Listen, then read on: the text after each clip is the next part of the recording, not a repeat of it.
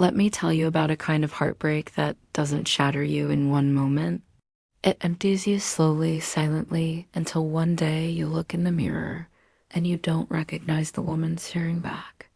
Her name was Aisha. She wasn't in a toxic relationship. There were no fights, no screaming, no betrayals, just absence.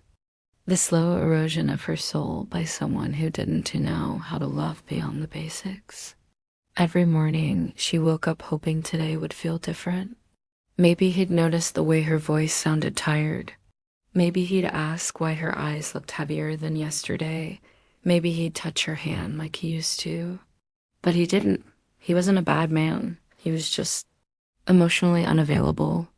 Invisible walls, invisible wounds, invisible distance. And she kept trying to talk, trying to reach him, trying to remind him gently that she was still here, waiting. But do you know what kills a woman emotionally? Not cruelty, neglect. Not storms, silence. Not betrayal. Being treated like she can survive without love. Aisha slowly stopped sharing. She laughed a little less. She cried a little more, but only when he couldn't hear.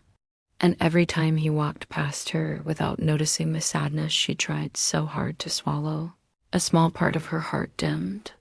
Every time she reached out and received nothing back, another piece of her identity faded. This is how emotional death happens. Not with explosions, with quiet disappointments repeated for years.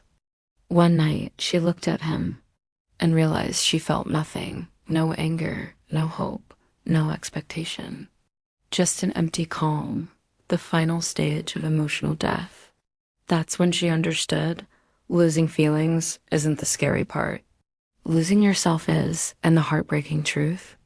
She didn't leave because she stopped loving him. She left because she finally remembered she deserved to feel alive.